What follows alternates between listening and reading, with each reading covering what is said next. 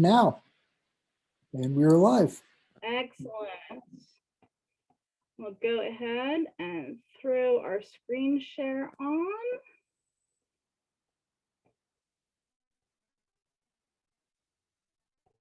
Maybe, there we go.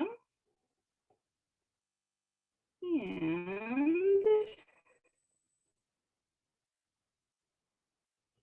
perfect. Patience for just a moment. No worries, it's just Ooh, it's Murphy's getting Law. cranky about my internet connection. Okay, I may not, it's not letting me hold the chat up as well. Okie doke. In that case, Perfect. If something comes up, just mention it. We'll do. So, hi. Perfect. Hi, my name is Elsie. Today we're going to talk a little bit about 16th century Italian horsemanship, and really my target focus for this particular massive 10,000 foot overview class is to sort of give the non-horse people an idea of what a central part of the aristocracy of the courtier culture that horsemanship was.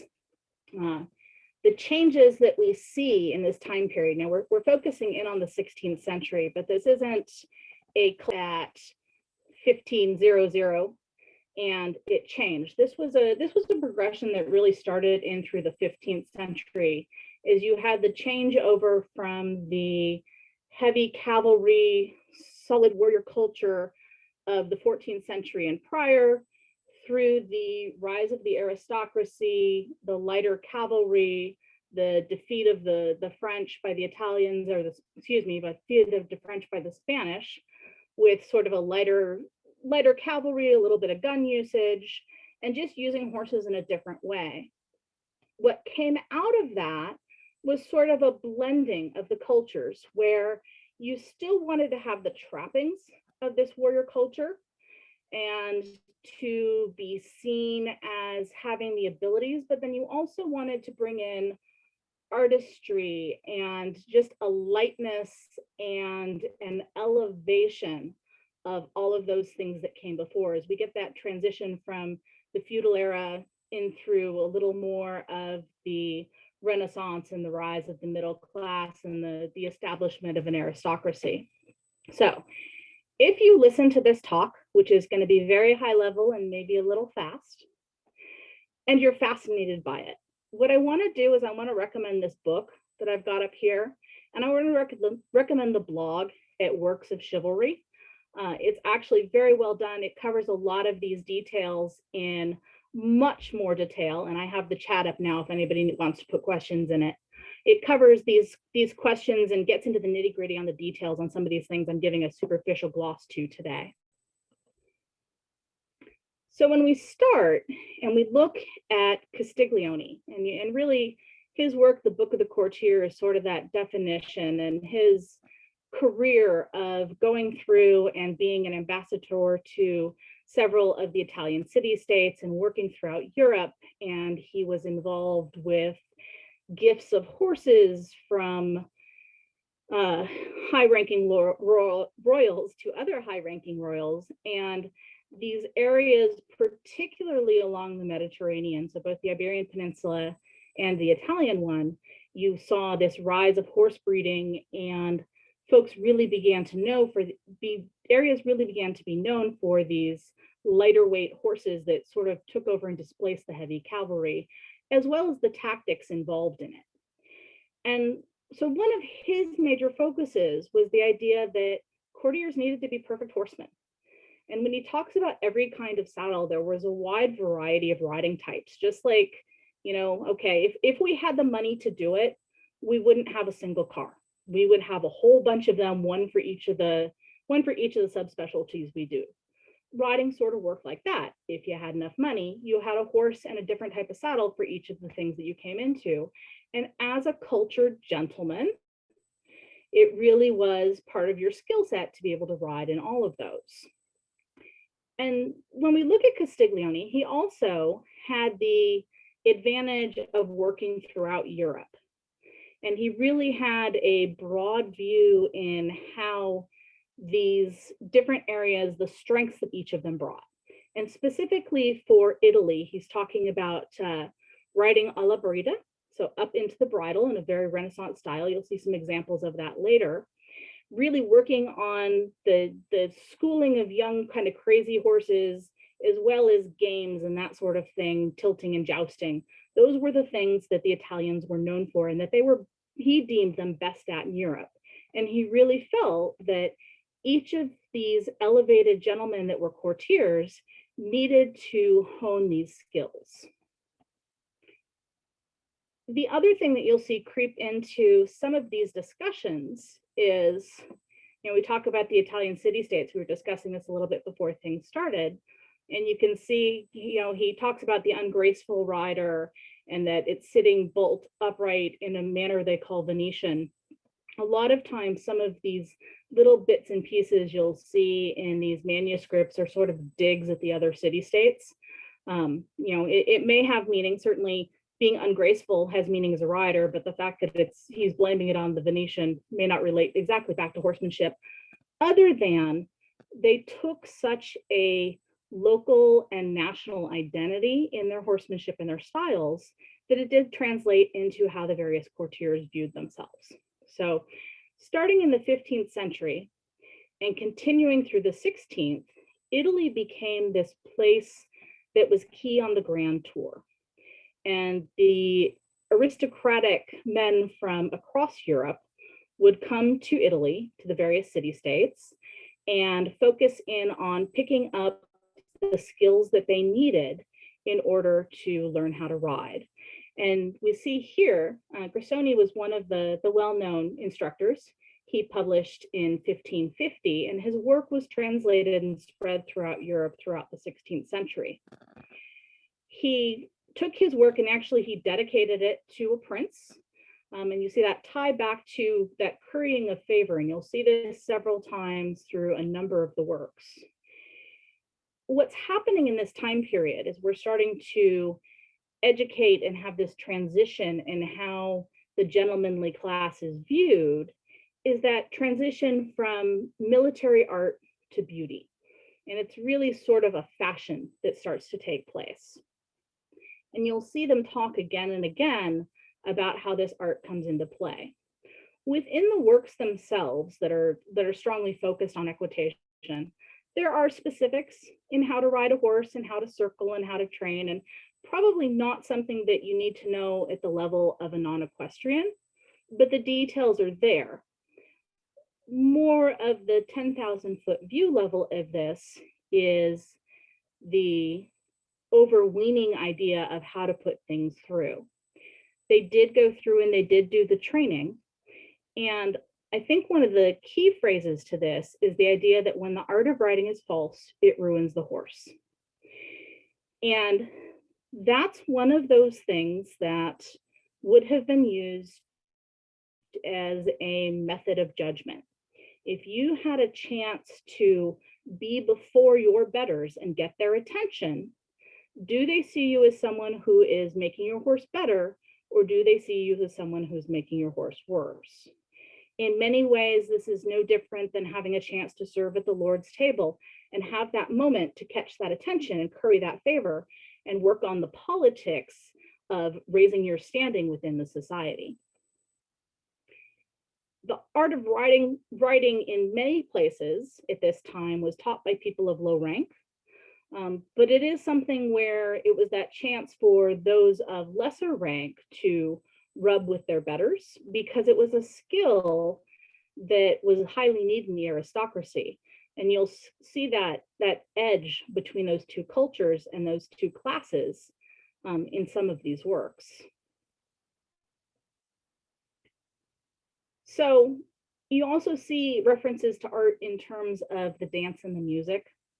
There were massive, particularly in Naples, there were a lot of cases in the early 16th century where they put on massive tournaments. And really in the late 15th, you started to see some high profile, or maybe even late 14th, you started to see some high profile deaths associated with jousting. And so the horse sport that was for overview and for people to looking at changed a little to the point where instead of having kind of real high-level battles, they would scale those back for these tournaments that were watched, and it became more like dance, and it was a little more choreographed, and sometimes even set to music. And the idea that they would go through, and I've talked about these massive tournaments, and there would be huge feasts that were associated with this, and so it really became the center of attention. A little bit of interkingdom anthropology. Within the West Kingdom, our crown tournament is sort of our central event that everybody comes to, and everybody gathers around a central square, and we watch the combat, and everybody's eating and socializing and doing their other things around. It works that way in a few kingdoms, but not quite everywhere. It's sort of analogous to these massive tournaments that were held as giant feast days and celebrations, and they'd celebrate weddings of high-level officials with massive tournaments and displays of horsemanship. Grissoni was not alone in going through and writing about these things, nor was Naples the only place that had a horse culture. So we can see again here, we tie back in, Fieschi ties back into, he reaches to the royalties he's talking. He talks about his homeland. He talks about sort of the spectacle and the fact that they're riding their horses easily and with skill. And then you see the idea that there are bystanders. And then this is the part that I thought was sort of most interesting. He looked around and realized that his skills were not equal to those that were out there. And so he needed to go through and train more. And so this gives us a window into one horseman's internal judgment of himself relative to someone else, sort of that keeping up with the Joneses idea within a skill set, even though this is not a life and death matter at this point. He goes on and talks about the characteristics of a good rider. You know, he himself spent a lot of time focusing in on the ways that riders could be better and they could become better horsemen, and talks about those. You'll see within these works, the treatises often sort of follow a progression, and you will go through and you will see that they will read what one person's work is and take it, extrapolate, put their own twist on it, and they'll sort of refer back to each other within their works. It sort of follows a modern adage. We talk about, you know, the only thing that horse people can agree on is that the other guy's wrong. You know, often you'll see statements in here, he must refrain from imitating those who are plagued by anger. So this is something where he's looked at the works of others and he's calling them out for the things he feels like they have done wrong in his best judgy fashion. So he's hard on himself, but he's hard on the other examples that are out there as well. What he did that was sort of interesting is he went through and took his exercises and his training things and he incorporated music. We talked about the folks on the Grand Tour traveling to these schools, and often they would learn things in addition to riding, like fencing and dancing and that sort of thing. And there are a number of terms within these riding treatises that go back to the dance treatises of the same time period. And he does talk about setting things to measure and going through and having the music and following through on the figures, and being able to communicate. A lot of this is set up to communicate to those who would have had those musical and dance skills for the same reason they were trying to acquire the riding skills, is to give that appearance of a cultured sort of Renaissance gentleman. I think this particular quote is another nice window into the idea that Fieschi himself really focused on the idea of perfection and excellence, as well as drawing upon his musical background, that you wouldn't go through and, you know, play an instrument that was out of tune. So from that standpoint, why would you ride a horse that was ill-trained? That's not going to make you look good in front of everyone. You need to have the best tools in order to show yourself in the best light. And you need to be able to carry all of those things over. So the riding is frequently tied into other skill sets that might make sense to these folks that they may come to the table with, and the authors will go through and extrapolate back to those ideas. I love this one. It is bad to hear a rider scream on horseback. I totally hold by that. I don't like it when I see riders scream. But it does talk about the things that are kind of unpleasant and are going to make things uncomfortable to watch. And some of them are so obvious, but what they talk about is the idea of having elegance and good manner. I'm going to mispronounce the Italian on this, but sprezza is sort of a lightness. And I sometimes hear it described as making things appear more natural by using the best possible aids, is the term we would use as a rider. It's your means of communicating with a horse. And the idea is to make the horse look like he is doing everything while you as the rider are doing nothing. And that's what gives you that elegance and that good manner. There's a little more to it than that. And he's alluding to that here. He talks about the idea that you need to keep the time with the waist and the limbs.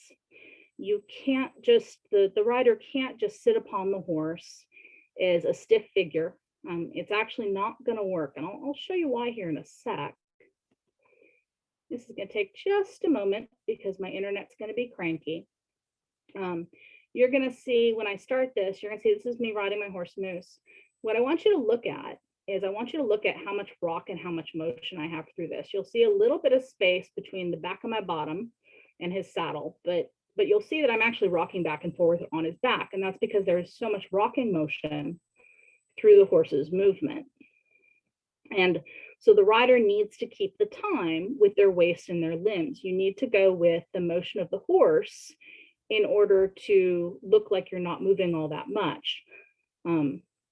This was a particularly up motion for him. He sometimes moves a little bit flatter. It's a combat thing, but you can see how much rock there is in order to keep my head fairly steady.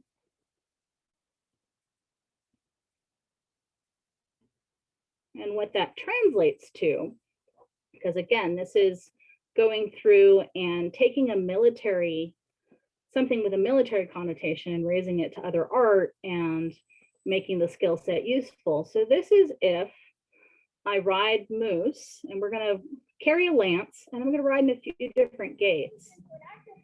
And what you'll see initially, let me mute that, is that here I am following with my limbs and my motion, and then I stop following the motion. You can see how much the lance bounces. I'm going to repeat that same pattern at a couple different gaits. So I'm following with and staying loose and keeping. And then I tighten my back up and my lance starts to bounce and show the motion of the horse.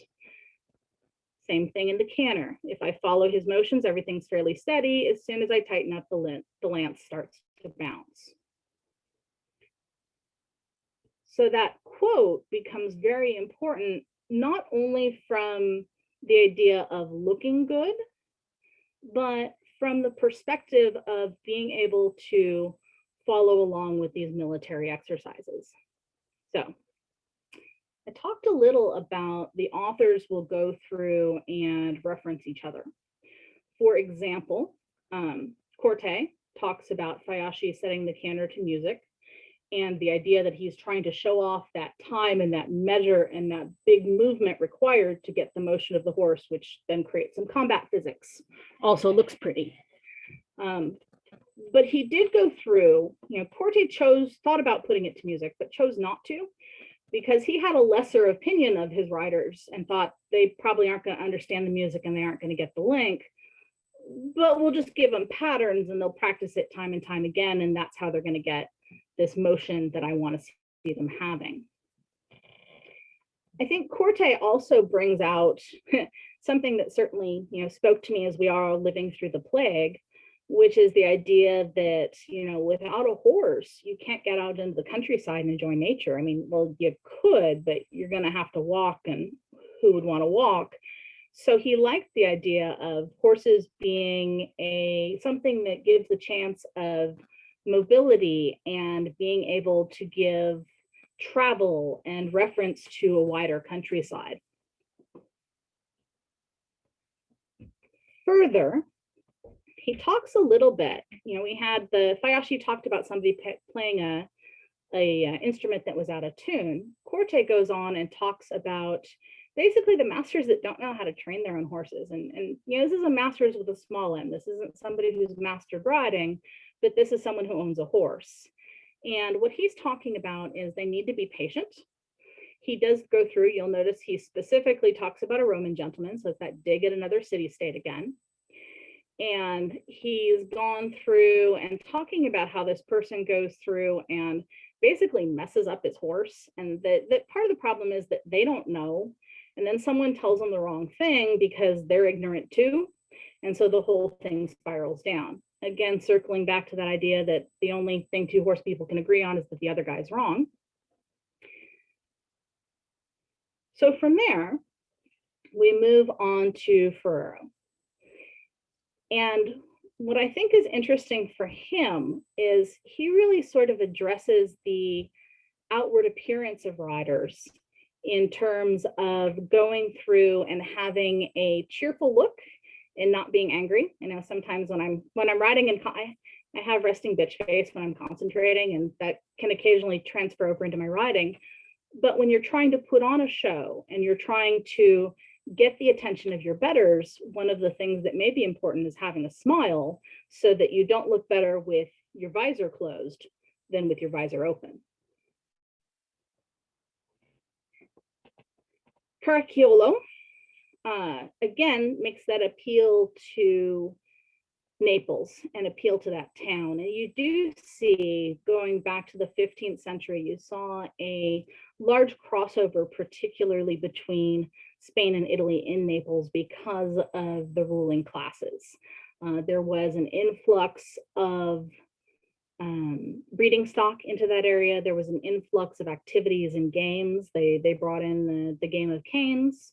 And so you started to see that really shape the tournament and the spectacle and the way that everybody was able to go forth and get their attention because you had that Spanish-Italian crossover.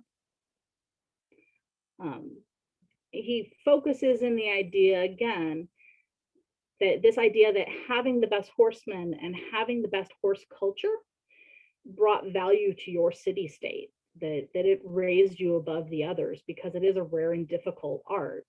And being able to go through it creates glory to your area, which is a fine trait for someone who's trying to curry favor with the ruling class of that area. He also likes the idea that music can be useful, and he talks about using that to help establish the time. I want to take just a moment to look at this image. And we talked in the beginning about the Italians being fine at riding a Labrida. And this is a slightly stylized photo, image, but it's that long leg, the horses up in the bridle, working very hard. So that's sort of that image and that ideal of Italian horsemanship at this time. So this tie back in as he looks at riding as art and the way it comes in, that it's not just a question of the games and it's not just a question of frivolous pursuit, but that you really are elevating yourself as a gentleman because of that tie back to the military glory and the honorable profession, which is something that the aristocracy is tied into at this point, but not as tightly tied into the aura of a professional soldier as they once were, but they're trying to keep that ties in place and keep that visibility, probably in part as a means of keeping their power. The things that riders did on horseback gained them renown.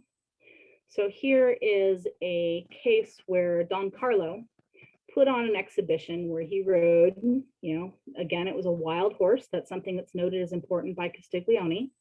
And what he did is he kept a couple of coins in place, even though the horse was being stupid. And it showed how amazing his seat was and how well he rode. And, you know, there's all of these other things where they talk about him jousting with lances of enormous size and doing important things to show what an amazing rider he was. What I find most interesting about this quote, this is 1566. If we go forward 30 years and we move to France, we still have someone who came and trained in Naples and was able to either see that particular demonstration or heard about it from people who were there at that time. So this was something where the renown of someone's equestrian acts could spread not only within the level of a city-state or a region or a peninsula, but you can start to spread throughout the entirety of Europe because you have these tales to tell, you know, and whether you want to call it word fame or renown, you know, it's all good press as long as they spell your name right. So back into 1569. And I think this is a nice piece where it ties back into that ideal that we're changing from our professional soldiers, in this case, the mercenaries that earn their living, into the idea that really everybody should learn this beautiful art. And it's that argument for taking the trappings of the fighting class and retaining them and elevating them as part of the aristocracy and the ruling class.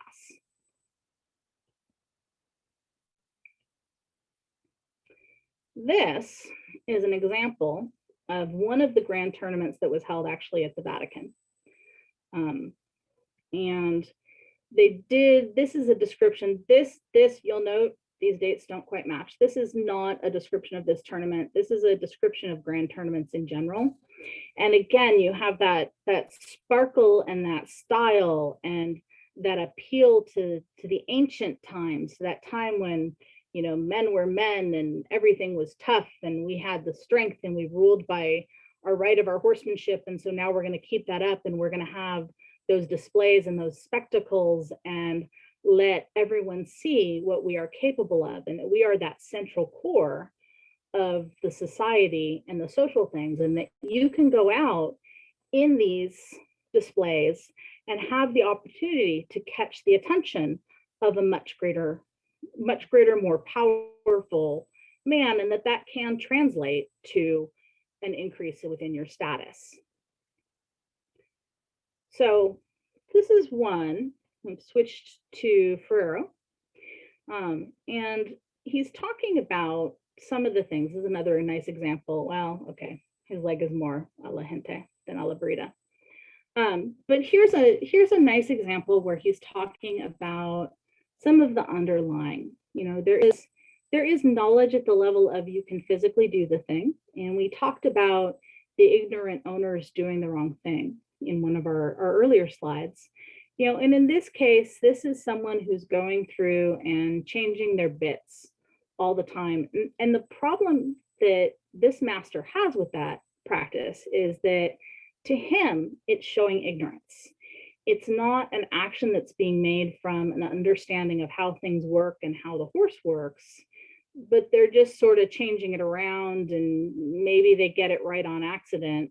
And I really like the comparison to the idea of a walk in darkness, which you see is sort of the exact opposite of this lightness of being and this enlightenment that much of this process is calling for.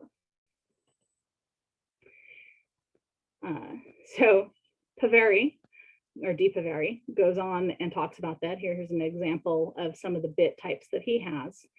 And he's really going through and urging gentleness in much of his work and talking about that sort of thing.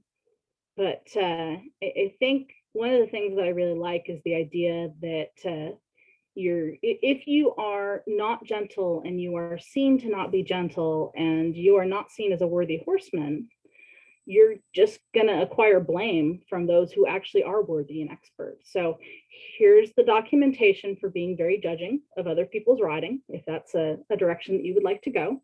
It's definitely a path that some took. So, and I think this particular quote really spoke, you know, not only we're right at the tail end of the 16th century, And we're really right on the edge of a change in how the culture of civilization starts to work, and getting into that next era that we've sort of been transitioning through. But I think the idea, and this speaks centrally to what we see in the SCA, the idea that the virtues of a knight are most noticeable in tournament really is this idea that being able to ride and ride well and show yourself well and work within that idealized system when you are on that central stage is going to give you that chance to get that renown or not.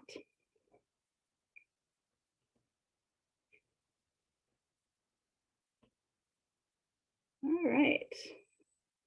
And with that, I actually got through that faster than I thought I would. So does anybody have any questions?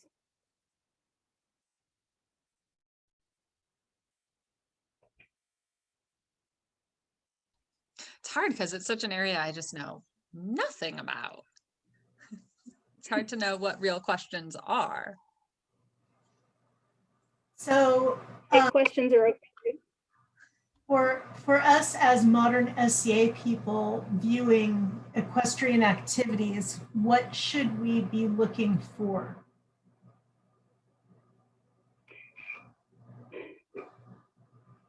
So what should you be looking for, or what do I think someone who's knowledgeable should be looking for? What should we as, they're slightly different. As non-equestrian spectators be looking for?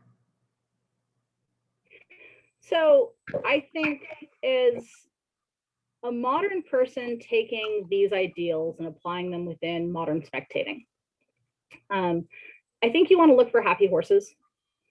You know, I am a firm believer that a rider who puts their horse first is truly a horseman. There's passengers, there's riders, and there's horsemen. And it's okay to fall anywhere on that spectrum. And you're going to see all of that across the SCA because we are a big tent. The passengers are the folks that are on their horses, and they're doing good basic stuff, but mostly their horses taking care of them. And that's great. That's where everybody starts. And that's where some people stay, and that's okay too. Where you start to see an elevation beyond that is you start to get folks that figure out how to control their horse and be reasonably well and get the horse to do all the things that they want to do because it's the rider's idea. That is probably where the majority of this idealized courtier, that's probably the level that most of them get to.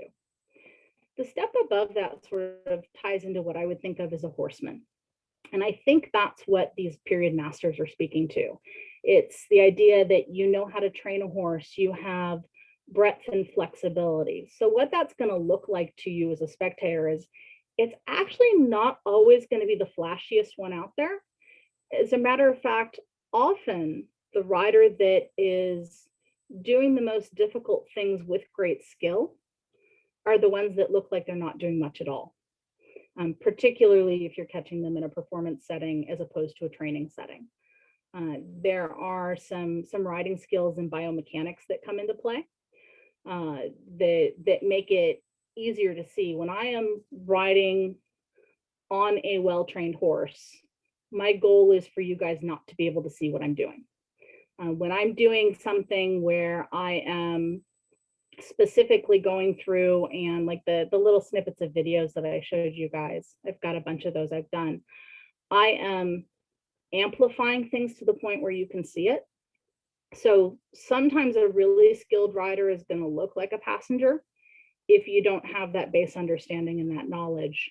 I find sometimes I almost have to ride the horse to know how much skill the rider is putting into it. So I don't know if that helps you guys. Very conceptual. But it's exactly what I was asking, so thank you. Okay, good.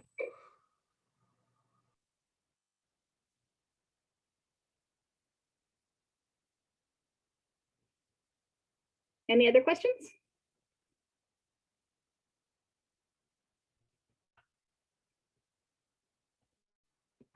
One thing I will do, This was kind of fast, I know. What I'm going to go ahead and do is I will drop the presentation in the chat. And for anybody who's watching this on YouTube, it should be in the description on the YouTube channel as well.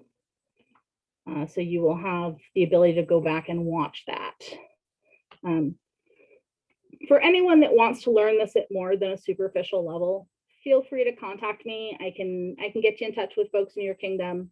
I have some resources on what I refer to as horsemanship appreciation. It's kind of like art appreciation. You don't necessarily have to know how to ride yourself in order to start to see a lot of the little bits and pieces and things that riders are doing. But that becomes a much more involved class. So, and I'm happy to take any more questions. And with that, I'm going to stop the recording here